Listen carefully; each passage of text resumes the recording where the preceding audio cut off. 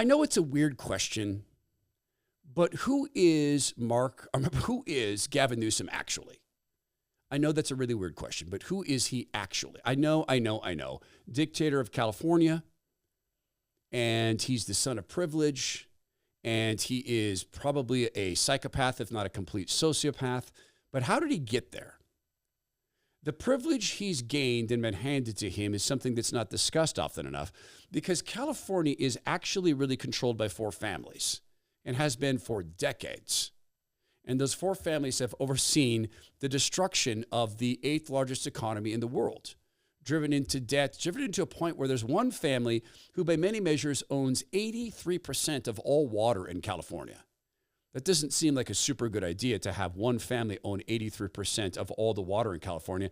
How'd that happen? You would think that a separate country, California, built on equity wouldn't allow that to occur because it wouldn't be equitable. Of course, you can follow the ... money, and you can arrive at a lot of answers. Politics are changing, and politics are money, and money are politics, and government is money, and money is politics, and is government. My friend Zach Abraham, Chief Investment Officer, Bulwark Capital Management, is keenly aware of these facts. He comes on our show every Friday, or nearly every Friday. And just as often, he's here to talk about politics as he is about money, because politics is money, government is politics, government is money. And in this coming year, there are going to be insane changes. If President Trump gets his economic agenda through, we could have a rebirth of economic health that no one ever thought we'd see. True energy independence, bringing companies back to this country, or going to micronuclear that could change our economic outlook forever and in a really positive way. But we know this, that the empire is going to fight back. They have to. They can't give up the gravy train. They've got to have their always-on wars because their business model is based on that. So who wins? Zach Abraham is going to do his first free live webinar of 2025. He's going to be talking about how government is likely to affect your retirement portfolio, how it's likely to affect everybody's.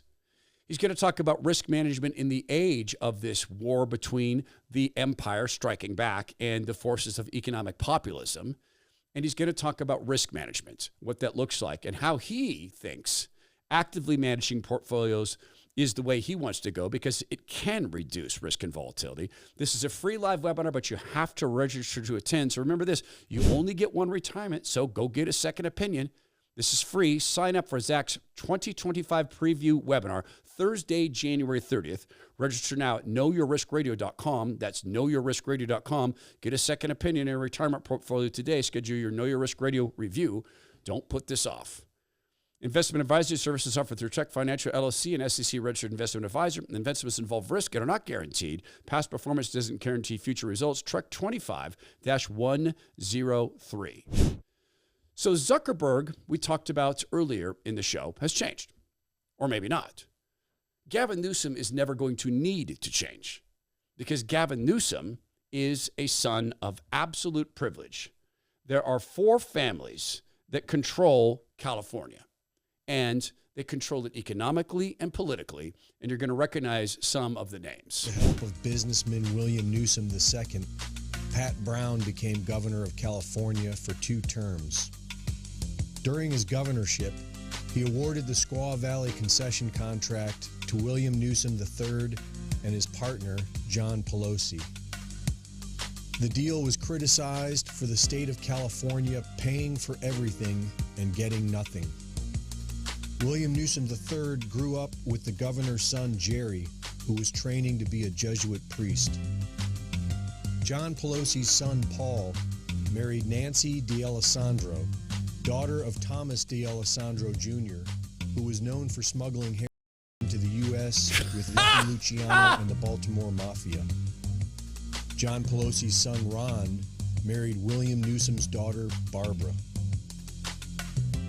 Over ongoing disputes about the Squaw Valley concession, William Newsom Sr. threatened to hurt the governor politically, just as Governor Brown was running for a 3rd term against Ronald Reagan. He lost. But 8 years later, the former governor's Jesuit son, Jerry, reclaimed the governorship in 1974. He appointed William Newsom III to a Placer County judgeship in 1975. and 3 years later to the State Court of Appeal. William Newsom was an attorney for oil magnate J. Paul Getty, named in the 1966 Guinness Book of World Records as the world's richest private citizen. And while serving on the appellate bench in the 1980s, he helped Getty's son, Gordon, secure a change in state trust law that allowed him to claim his share of a multi-heir trust. After Newsom retired from the bench, he became administrator of the Getty Trust and provided seed money for his son Gavin Newsom, Nancy Pelosi's nephew, to start the plump jack business that led to a career in San Francisco politics as mayor of San Francisco, not creepy, and lieutenant governor of the state of California. Gavin Newsom was informally adopted by the Gettys after his parents divorced, and recently succeeded family friend Jerry Brown to be the current governor of California. For 80 years, these four families have ruled over the state of California politically. And with the help of Kamala Harris, Maxine Waters, Adam Schiff, and Dianne Feinstein, California's uncontrollable state government spending has amounted to over $2 trillion in debt. Gavin Newsom is an amalgamation of four families. Gavin Newsom is the output of four corrupt families, maybe five. Gavin Newsom is someone who has never needed to worry about a paycheck. Gavin Newsom is someone who never needed to worry about how to start his winery. When his French bakery, which is a very, very fancy restaurant, was still in business, well, still is, the French bakery never had to take certain steps that public health officials demanded of others. In fact, you remember a dinner there during some of those steps, the so-called lockdowns, and the footage that came out of people sitting down to eat dinner for, a little $1,500 per plate snack. And none of them were doing what the public health authorities told us would save lives.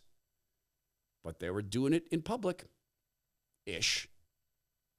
There weren't supposed to be cameras there, like there weren't supposed to be cameras where Nancy Pelosi was getting her hair done, a blowout, without taking the steps demanded by public health figures. Gavin Newsom is someone who doesn't need to take any of those steps. Gavin Newsom is someone who lives life risk-free. There's nothing that can happen to Gavin Newsom in terms of accountability.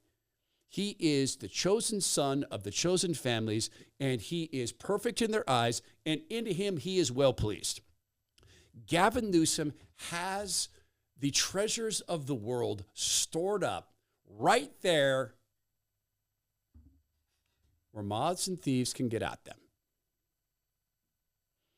Gavin Newsom is the world. He's oversexed. He's overprivileged. He's overprideful. And God weeps. Who is Gavin Newsom? He's a person created by God in his image. And he is far, far off track. Is he a prodigal? That depends. Will he ever turn to God? See, he's a lot worse than us. Right?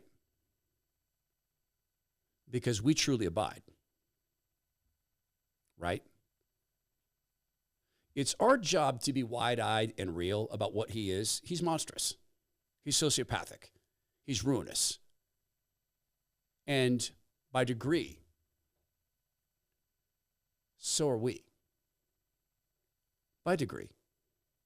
I don't think any of us approach the level of monstrosity of that man. But salvation is, well, is it a contest? It's a process. Sanctification is a process. Salvation happens. Sanctification is a process. So what is our responsibility with Gavin Newsom? I hate this part of being a Christian. I hate it. We have to love him. Man, isn't that a great trick the devil gets to play? To promote truly loathsome creatures who are embodied in a body given them by God, and we have to love them. I'm failing. How about you?